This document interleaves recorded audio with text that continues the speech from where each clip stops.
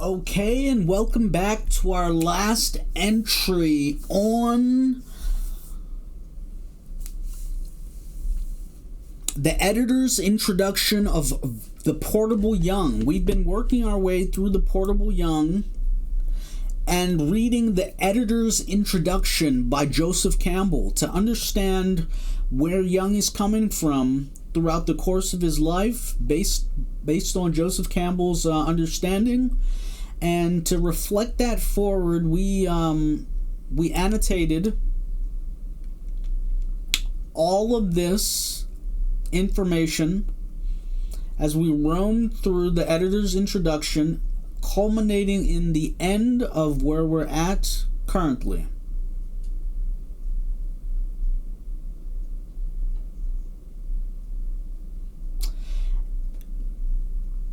And we're not going to go too deep into... We're not going to go too deep past old age and retirement. But if you want, leave a comment and we'll double back. So in this case, we're saying the secret of the golden flower was what helped form a bridge between alchemy and Gnosticism through to the modern psychology of the unconscious. Now, moreover, in European thought, alchemy represented a balancing tradition to what Jung had always felt to be an excessively masculine, patriarchal emphasis. Okay, so this is interesting. Pause. Okay, so Jung is writing, moreover, in European thought, alchemy represented a balancing tradition to what Jung had always felt to be an excessively masculine, patriarchal emphasis in the usually accepted forms of the Jewish and Christian faiths. Since in philosophical alchemy, the feminine principle plays no less important part than the masculine. Then it came to pass, amid the circle of Jung's now numerous company of friends, that there was fashioned for him in those last decades of his life a new and very modern sort of alchemical retort, in the form of a lecture hall, open to the fair sky, blue waters, and sublime peaks of Upper Lago Maggiore. Commencing in 1933, constellations of scholars from all over the world were annually invited to read and discuss from their various learned disciplines papers relevant to the questions of Jungian thought. These are the annual Eranos lectures delivered on the Ascons. We're gonna have to define this term.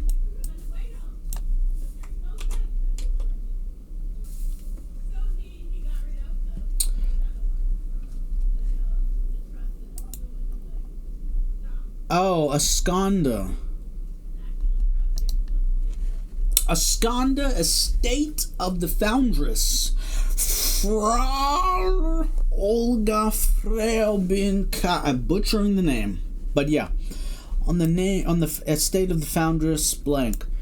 Many of the principal papers of Jung's later years were first presented. Many of the principal papers of Jung's later years were first presented at those meetings, and even a passing glance at the names of the scholars contributing will suffice to make Jung's great point that dividing walls are transparent, and where insight rules beyond differences, all the pairs of opposites come together. Soft clap, soft clap. As we round out this entry.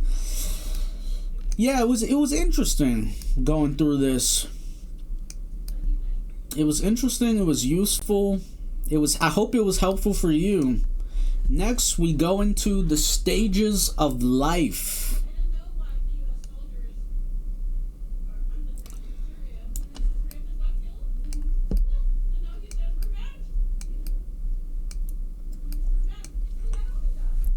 So the next part is Old Age and Retirement.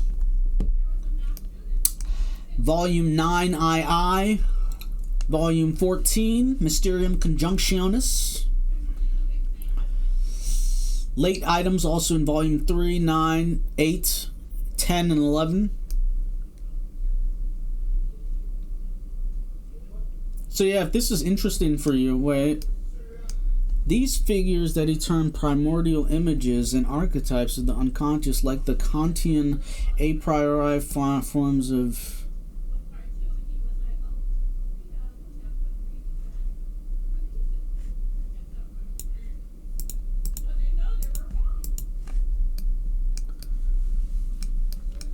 Wait.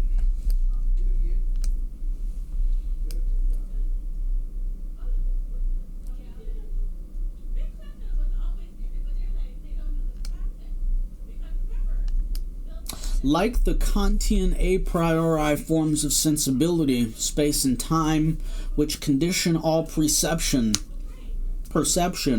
the categories of logic, quantity, quality, relation, and modality, which precondition all thought,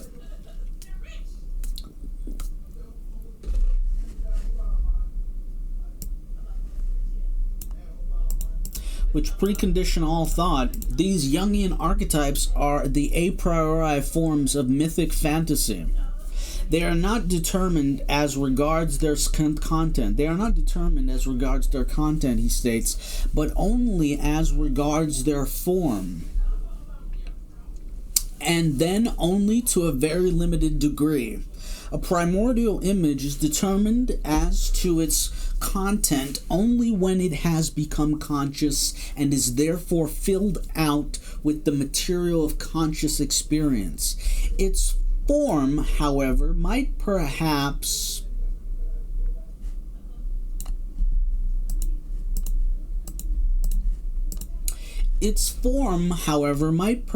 be compared to the axial system of a crystal, which, as it were, performs the crystalline structure in the mother liquid, although has no material existence of its own. This first appears according to the specific way in which the ions and molecules aggregate. The archetype in itself is empty and purely formal, nothing but a factus permanente. Have to search this. The ability to be predisposed or preformed. Faculus prima mendi. The possibility of representation which is given a priori.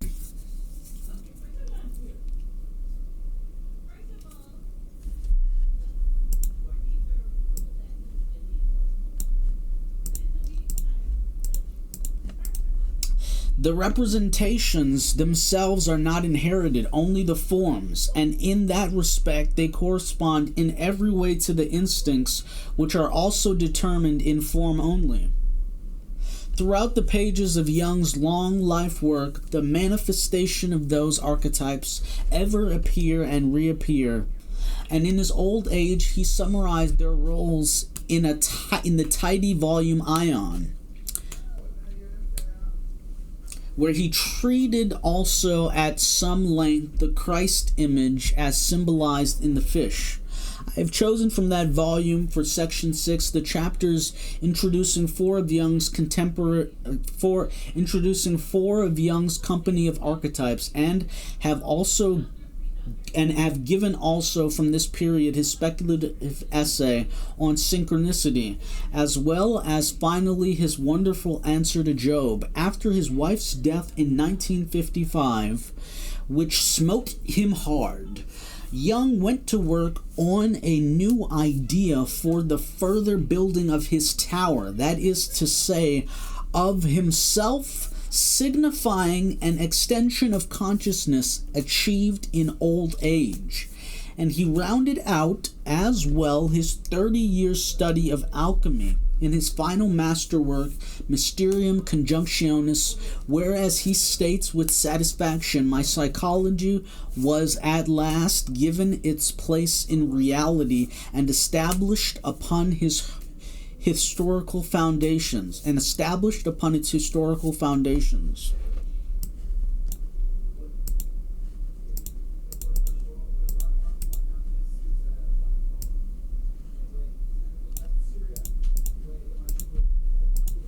Thus my task was finished, my work done, and now it can stand.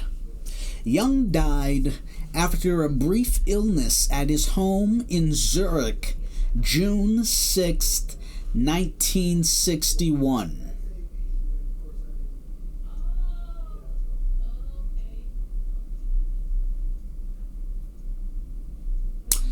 Studies of mythology. Took great care, sessions, recognition of a cast of embedded stock characters.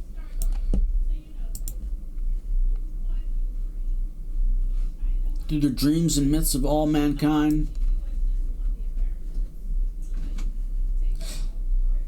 In ever-changing situations, confrontations, and costumes, yet for all that are as predictable in their company as the characters of Punch and Judy Stage.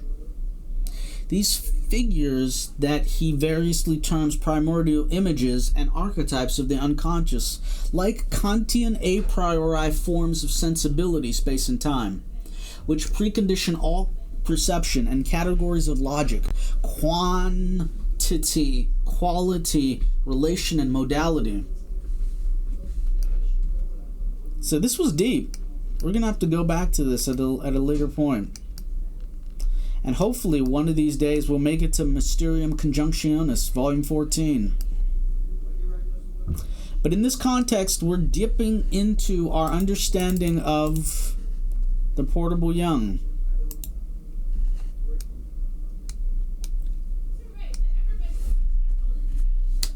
So if you've enjoyed this, please leave a comment and add this video to a playlist. When we come back, we're going to dip our toe into starting with The Stages of Life by Carl Gustav Jung. Read by Think Neo Think.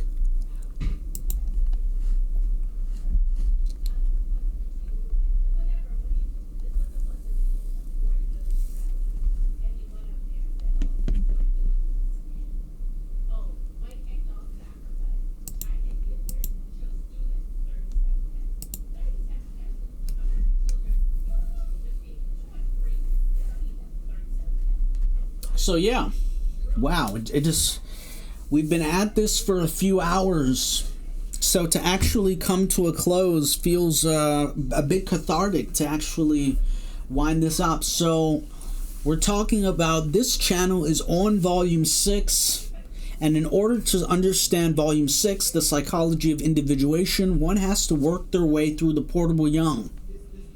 And I'm going to walk you through 160 pages of content.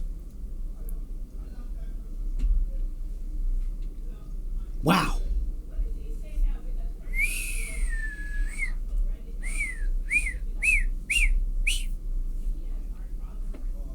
Until next time.